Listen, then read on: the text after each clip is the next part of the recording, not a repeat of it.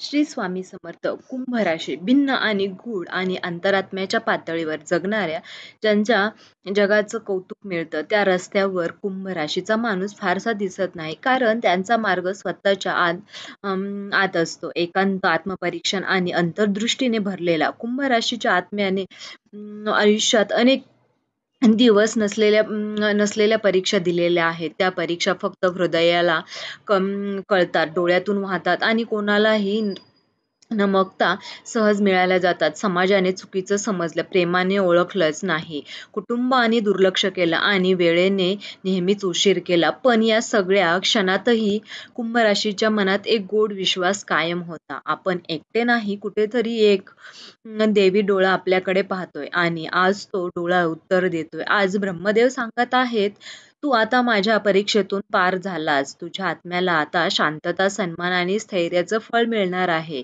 कुंभ राशीने आयुष्यभराची नाही त्या वेदनांनी एक निर्माण केली आहे, जे आता संपूर्ण आयुष्य प्रकाशमान करणार आहे. फळांचा तुमच्यासारखं उमलणार आहे, जे फक्त पात्रतेने नव्हे तर आत्मिक बुद्धीने मिळत होतं. नंबर एक आहे तुमच्या मनात तपश्चर्या, ब्रह्म त्याच्यात रूपांतरित होणार आहे. तुम्ही अनेकदा रडायचं फारसं कुणाकडे व्यक्तही झाला नाहीत, कारण कुणालाही ते समजणार नाही हे तुम्हाला ठाऊक होतं. पण या मनातून तयार झालेल्या वेदना आता अंतर्मनाच्या दिव्यात रूपात होणार आहे. तुमच्या विचारांनी लोकांना दिशा मिळेल, तुमच्या शांततेतून इतरांना ऊर्जा मिळेल. नंबर 2 आहे, ज्यांनी तुम्हाला नाकारलं तेच लोक आता तुमचं मार्गदर्शन मागणार.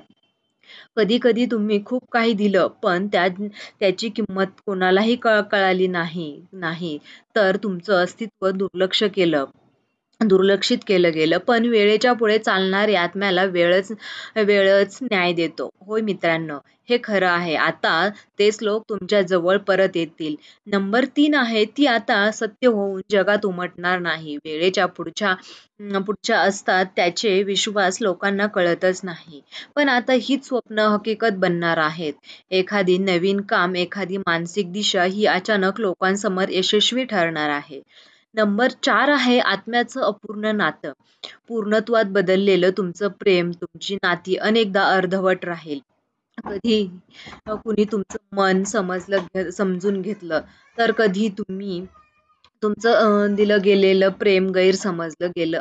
आता ब्रह्मदेव एका अशा नात्याचं द्वार उघडतील, जे मनाच्या पलीकडं आत्म्याच्या पातळीवरच आणि पूर्णत्वाचा असेल. नंबर 5 आहे, कुंभ राशीचा एकांत आता ध्यान व दिव्य संवादाचा माध्यमपणे तुम्हाला पूर्वजांचे संकेत, बाह्यदृष्ट्या मार्गदर्शन आणि दैवी वर्ष आहे. तुमचा गूढ आयुष्य आता प्रेरणाने स्त्रोन केले, पण कोणालाही नसतात. कधी पैसा कमवला, तर कधी योग्य ती संधी पुढे आलीच नाही. पण तुम्ही न थांबताही न कुरकुरता चालत राहिलात. आता ब्रह्मदेव न मागता देणार आहेत. आर्थिक स्थैर्य आणि संधी मिळालेली किंमत सर्व काही एकाच लाटतील आणि मनात समाधान घेऊन येईल. नंबर 8 आहे, तुमचं ज्ञान आता इतरांचा प्रकाश बदल व तुमचं आत्मज्ञान आणि ज्या गोष्टी तुम्ही समजलात, अनुभवलात, त्या आता तुमच्यासाठीच न राहता इतरांसाठी दिशा देणाऱ्या ठरतील. मित्रांनो, तुम्ही अनाहूतपणे गुरुचं काम करू लागलात. आता आपण हे बघणार आहोत, तुमचं अस्तित्व इतरांसाठी सत्याचा आरसा ठरेल. मित्रांनो, नंबर 9 आहे, तुमचं शरीर, मन आणि आत्मा एक नवीन समरसता निर्माण करेल. तुम्ही आतापर्यंत वेगवेगळ्या दिशेने तुटलेला होतात. कधी मनात चिंता, तर कधी शरीर थकलेलं, कधी आत्मशांततेसाठी भुकेला. ब्रह्मदेव तुमच्या एक अद्भुत 3 स्तरीय एकात्मता निर्माण करणार आहेत. शरीराला ऊर्जा, मनाला समाधान आणि आत्म्याला शांतता, असे या गोष्टी असणार आहेत. नंबर 10 आहे, मित्रांनो, तुमच्या आध्यात्मिक पात्रतेला आता ब्रह्मदेव मान्यता देणार आहेत आणि तुम्ही कधी स्वतःची जाहिरात केली नाही. तुम्ही कधी स्वतःबद्दल माझं बघा असं ओरडून सांगितलं नाही. मी काय करतो हे बघा असं ओरडून तुम्ही तुम्ही कोणाला सांगितलं नाही. तुम्ही अंतर्मनांना प्रामाणिक राहिलात. तुमचं मन हे पूर्णपणे प्रामाणिक होतं. आता हीच प्रामाणिकता तुमचं ब्रह्मदेव मान्य करत आहेत.